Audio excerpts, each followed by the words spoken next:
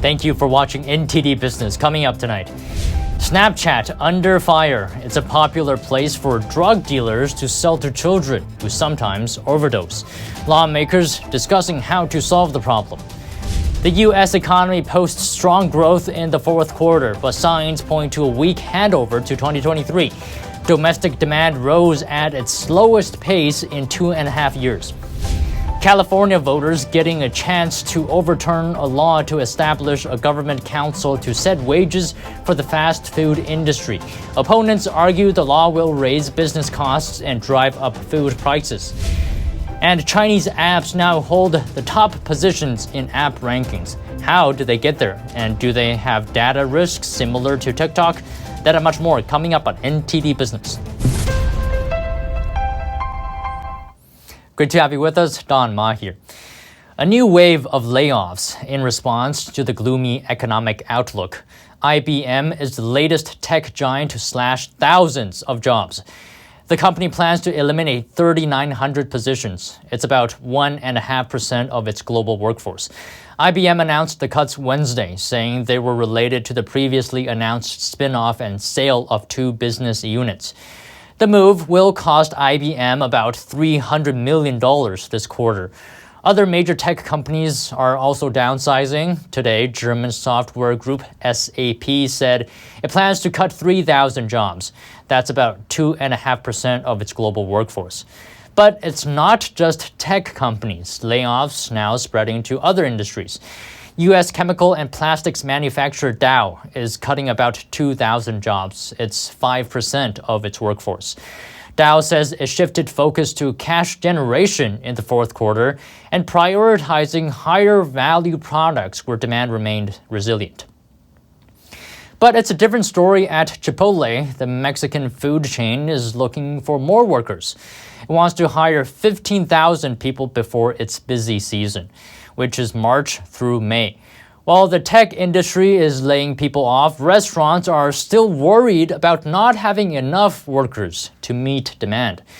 Labor Department data shows the unemployment rate for restaurants is still lower than before the pandemic. Chipotle said it needs to keep hiring to back its aggressive growth plans. It wants to eventually double its number of stores to 7,000. That's up 17% from its previous target. The U.S. economy showed solid growth late last year, but recession fears still remain. The Commerce Department reported today a 2.9% GDP growth in the fourth quarter. This is lower, however, than the previous quarter by 0.3%. Consumer spending accounts for more than 2/3 of U.S. economic activity. It grew at 2.1%. Also slower than the previous quarter. Half of the boost to growth in the fourth quarter came from a sharp rise in inventory held by businesses, though some of that inventory could be unwanted stock. But stripping out inventories, government spending and trade, domestic demand only increased 0.2%. Most economists expect a recession by the second half of this year, but a mild one due to labor market strength. Joining me is Pete Earle, economist with the American Institute for Economic Research. So Pete, let me ask you, U.S. Q4 GDP rose 2.9%, pretty solid number, but somewhat a mixed picture within the report. How are you feeling about this?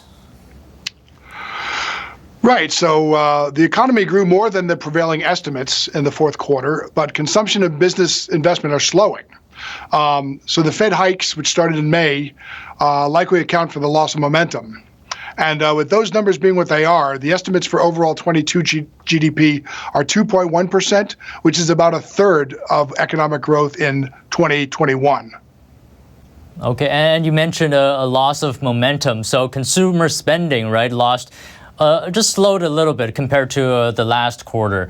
And we know that there is a lag as to the effects of the Federal Reserve's rate hikes.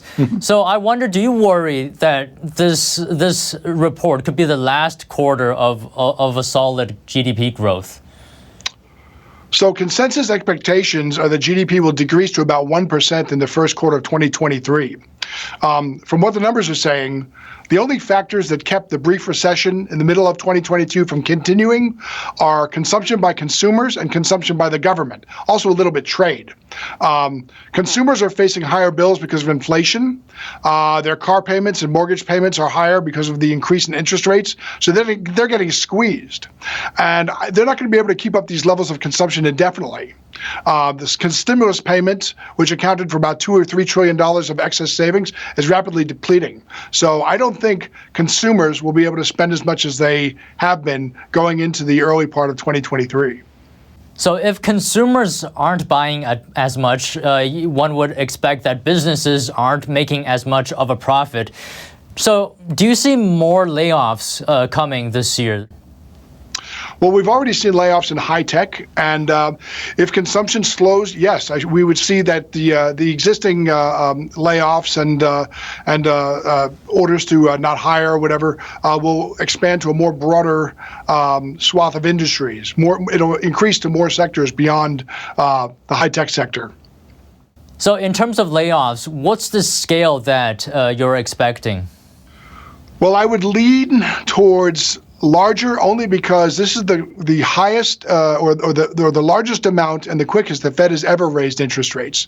They've gone from basically just above 0 to 5% in less than a year. So I think that for an economy that's been used to growing and to funding growth at less than 1% levels, a shock for many of those industries is coming, and it might immediately take the form, or in the short term, take the form of layoffs. And so back to the GDP is now obviously it's backward looking, right? So a recession is definitely on the table, but this 2.9%, does this sort of give a kind of encouragement that if we do have a recession, it could be a mild one? What do you think? Well, if you look right now at certain money markets, they're saying that within 5 months, interest rates will be at about 5%. But that a year from now, they'll be back at 4%, and 2 years from now at 3%. So either money markets think that there's a substantial slowdown coming, or that the Fed will adopt a more inflationary bias in order to keep growth running. Both of those could be true, but I think those numbers seem to suggest that the market thinks that there's a pretty substantial recession coming. And does this report change anything in terms of what the Fed is going to do? I don't think so. I think the Fed is on track right now. I think what will happen is they're going to raise rates to 5, maybe 5.25%, and then wait to see what develops over the rest of the year. And a lot of that is going to hinge upon consumers, and some of it on government spending as well. All right, great. Thanks for your time today. Pete Earle, economist with the American Institute for Economic Research. Thank you. Great to be here. Americans are saving less this year due to high inflation and rising interest rates, against a backdrop of economic uncertainty. A recent Bankrate survey reports that a potential recession and layoffs could leave people unprepared for emergency expenses. NTD's Andrew Thomas reports. According to Bankrate's survey, 57% of respondents said they currently can't afford a $1,000 emergency expense. Particularly concerning is the finding that 25% would put such an expense on a credit card. A high number of individuals, essentially a record number of individuals, telling us that they intend to use credit cards if indeed they're socked with an emergency expense of $1,000 or more, occurring at a time when interest rates charged on that credit are the highest we have seen. Only 43% of respondents said they have enough savings to afford an emergency. 12% said they would curb spending. 11% would borrow the money from family or friends. 4% of those surveyed said they would take out a loan. Another 4% would resort to other means. Almost 70% of those surveyed said they're worried that a loss in income would make less than 1 month of living expenses unaffordable. I would say that when we see that most Americans live paycheck to paycheck, and that has been the story in recent history, that is quite concerning. And so if we have an event of some magnitude that can adversely affect household finances, like a recession or even a rise in the unemployment rate, that's where people really get stretched. Younger Americans appear to be more worried about covering expenses in case of an interruption in income. The report found that 85% of Gen Z and 79% of millennials are concerned. That's compared to 53% of baby boomers. Those who don't have the savings to cover an emergency should start saving today. And that means having a direct deposit to a dedicated savings account for that very purpose. For those who do have emergency savings, we would urge them to continue to fund that account. Hamrick says one of the main financial regrets people experience is the lack of these funds. Andrew Thomas, NTD News. Meanwhile, more than a third of Americans rent their homes. Now, the Biden administration has announced a plan aiming to protect renters and help curb rental costs. It's called Blueprint for a Renter's Bill of Rights. The Federal Housing Finance Agency will look into potential limits on rent increases, and at the same time, the Housing Department will work on rental assistance properties and public housing. The measures will propose giving tenants who miss a rent payment at those places 30 days notice before ending their leases. At least one National Housing Association has expressed reservations about the plan. The National Apartment Association says it's opposed to more federal government involvement in the landlord-tenants relationship. And a voter initiative has made it onto next year's California ballot. If passed, the measure would overturn a law aimed at raising wages and improving working conditions for more than 500,000 fast food workers. According to California's Secretary of State, the referendum raised more than 620,000 voter signatures, meaning it will appear on the state's November 5th, 2024 election ballot. The law is the first of its kind in the U.S., passed last year. It would impact 550,000 workers. The rule establishes a council with the power to set minimum wages plus standards for hours and working conditions for California's fast food workers. Opponents argue that the law would drive up food prices for consumers and hurt business owners. A Sacramento court judge temporarily blocked it from taking effect last month. The measure would have raised wages to as much as $22 an hour by the end of this year. That's for chains like McDonald's and Starbucks that have 100 or more stores nationwide. California's current minimum wage for all workers is $15.50 an hour. And on to Wall Street. It ended higher today. The Dow rose 206 points, or 0.6%. S&P gained 44 points, or 1.1%. The Nasdaq added 199 points, or 1.8%. Fentanyl kills an estimated 200 Americans every single day. This was a statistic from yesterday's U.S. House Roundtable. The event talked about big tech's role in facilitating drug sales to children. At the roundtable, a mother, Amy Neville, shared the story of her son who overdosed on fake fentanyl-laced pills. Her son would use social media to meet with drug dealers, and he would ask dealers to directly come to their house for him to buy the drugs, and all this without his mother knowing. I was preparing to take my 14-year-old son, Alexander, to the orthodontist. I went to his room to wake him, and there he laid, looking like he was just asleep on his beanbag chair, except he wasn't sleeping. Alex was dead. His father tried CPR, the paramedics tried naloxone, but it was too late. Alex had taken a pill he believed to be Oxycontin. Turned out that it was a counterfeit pill made with fentanyl. That fake pill had enough fentanyl in it to kill 4 people. We only had him 14 years. And now there appears to be a pattern emerging for some of these accidental fentanyl poisonings.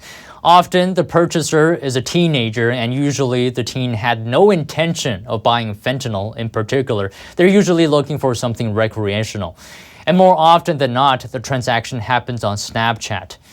Attorney Carrie Goldberg filed a lawsuit against Snapchat's parent company Snap back in October. She represents 9 families, 8 of whom had children who passed away due to fentanyl overdoses. Goldberg says Snap's app design makes it rife with dangerous drug deals. She gives a number of reasons as to why this is. Number 1, Snap's foundational product feature is disappearing messages, which draws in both minors interested in evading parental oversight, as well as drug dealers interested in dealing to vulnerable minors without detection. Number 2, Snap is the only social media product that markets to children while also encouraging anonymity. Snap's geolocating feature makes child users findable to dealers passing through their locality. It's called Snap Maps. The self-destructing texts, the expiring posts, and the secure data vault enable dealers to complete transactions without a trace. These design features are also a headache for law enforcement. It's very hard for law enforcement to get data from these tech companies. Sheriff John Knowles says he searches over 200 cell phones a year, and he can't access 50% of them. He says there's a tremendous amount of evidence on phones and social media accounts he can't get access to.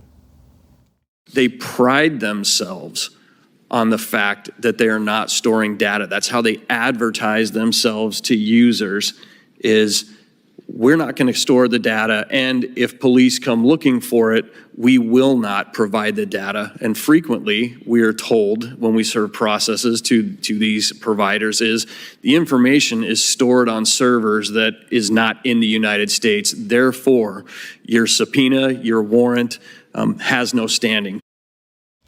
Here's the thing though, Snap and other platforms are completely free of liability. The only thing it has to do is respond to subpoenas, but even then, many accuse Snap of being slow to respond to these subpoenas, if at all. Snap says it's determined to remove illegal drug sales from its platform. It says it's working with law enforcement and that it's investing in proactive detection. Also added educational features. Every time someone searches using drug-related words, these educational materials will pop up to teach about the dangers of drug use. We've reached out to Snap for comment, but it didn't respond before airtime. During the House roundtable, one key item was mentioned over and over, which was Section 230 of the Communications Decency Act. Section 230 makes social media platforms immune to liability for third-party content. For example, you can't sue Facebook because someone posted something illegal on Facebook. Facebook is not responsible for that person's actions. And likewise, under Section 230, Snap is not responsible for the drug dealers that use its platform. Many at the roundtable wanted to do something about Section 230 because it may prevent more overdose deaths. Attorney Kerry Goldberg, who is suing Snapchat for being dangerous, says Section 230 must be carved out.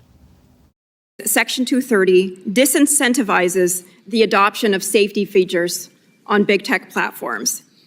The hubris of not believing that they're ever going to be held liable stops companies like Snap from adopting safety measures to keep people safer. They also never have to go through the discovery process in court. As a result, Snap can make all sorts of false claims about its data collection, the extent to which its data collection of children informs recommendations, algorithms, and it can just keep on creating the propaganda that it's a neutral tool. For more information, visit the Alexander Neville Foundation at anfhelp.org. Alex's mother, Amy Neville, set up the foundation to prevent other families from having the same experience she went through. We'll keep you updated on new developments of the story. Meanwhile, Chinese apps have moved to the top rankings in app stores. The attention is often on TikTok, but concerns about other Chinese apps go mostly unheard. NTD's Sean Marshall takes a look at how these apps have become so popular and whether they have data risks similar to TikTok. The media is hyper-focused on the dangers of the app TikTok, which can make user data available to the Chinese Communist Party whenever they want it. But the other two of the top 3 apps, Shein and Temu, are also from Chinese-based companies. What is making these Chinese apps so popular, and should people be concerned about having those apps on their smartphones? You have to understand that every Chinese piece of technology, and specifically the applications that they put out, are weaponized applications to be used against you. I spoke with counterintelligence expert Casey Fleming on the subject. The Chinese apps that are put on our children's phones are all meant to be very ubiquitous, and they follow the same addictive type of measure, and it makes it fun and so on. TikTok followed Musical.ly. Musical.ly was a music app that was put on phones, and it was spread far and wide very quickly, and then TikTok was just built on top of that. What are these apps doing differently that's making them so popular? They're a little bit more aggressive or assertive with the apps in that if you're looking at something and viewing something, they'll be able to push a notification to you. Are you still interested in this? And if you don't respond in a period of time, they may send you a text. The popular shopping app Temu has jumped into the #1 spot in just 5 months of allowing users to team up with each other for group discounts.